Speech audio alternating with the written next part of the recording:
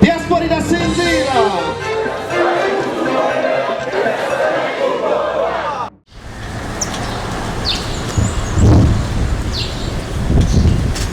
Nyakubahwa mushimire umurongoye diaspora isi yose,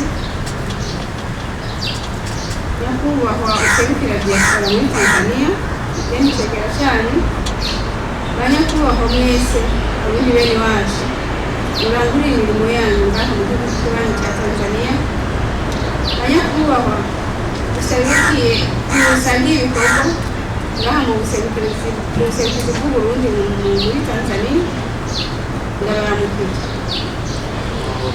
Tugire amahoro, ubumwe, umutekano n'iterambere mu ngo zacu mbese no mu gihugu cyacu.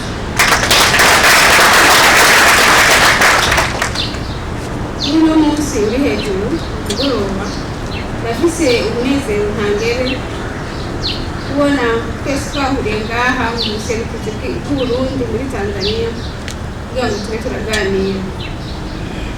Nkaba ngira nshimwe bivuye ku mutima, nshimire urongoye diaspora ku isi kubera niwe yaduteye akamo yuko tubatuma kugira ngo duhure dushobore kuba mu biganiro. Murazi ko aheruka gutorwa mu matora aheruka kuba ari waserukira abandi abadiaspora bose ku isi. Mukaryo keza rero kuri bamwe n'abandi kumubona, kumumenya kugira ngo tube turaganira. Ndamushimiye rwose kubera wewe ari baze muri Etats-Unis, mugabo yashimiye ibikorwa bye bya mbere bikora muri East Africa.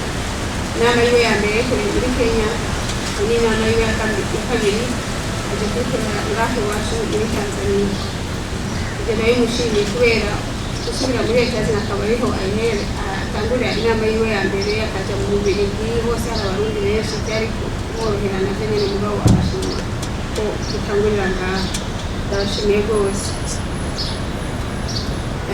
Nyakubahwa murongoye diaspora namwe mwese, igihugu cyacu kiri mu nzira y'iterambere kandi mukaba muzi yuko diaspora iri umutima w'iterambere. Igihugu cyacu yarafashe diaspora yashyira ku mutima w'iterambere kubera arazi ingufu ziri muri diaspora, arazi icyo diaspora ishobora gukora kugira ngo igihugu gitere imbere. Si iwacu gusa no mu bindi bihugu diaspora yarafite ikimaze cyane mu bihugu byabo. Urumva rero si Uburundi bwo hasigara, nicyo gituma umukuru w'igihugu uko umukuru w'igihugu yashimiye ko haba inzu ya diaspora shakane umwaka wose. Abaserukira diaspora barahura bakaganira iby'iterambere. Bwa kabiri tuvuye kuva jewe ngera muri aya mabanga, nagiye muri aya mabanga kuva mu kwezi kwa mbere, naje nkaho mu kwezi kwa mbere ngo nitwe bwahuriye Nyankura kubera twahuriye umunsi mukuru utagisha independence, hajya naho twari kwigira ntitwicaye ngo tuganire. Nagira nshimire umukuru wa diaspora ijya bitwaye bwahuri kubera mwaje ngira profite duhure ngira tuzoba dutanguye kugira ngo tukoze tubandaririza. Diaspora inasinzira.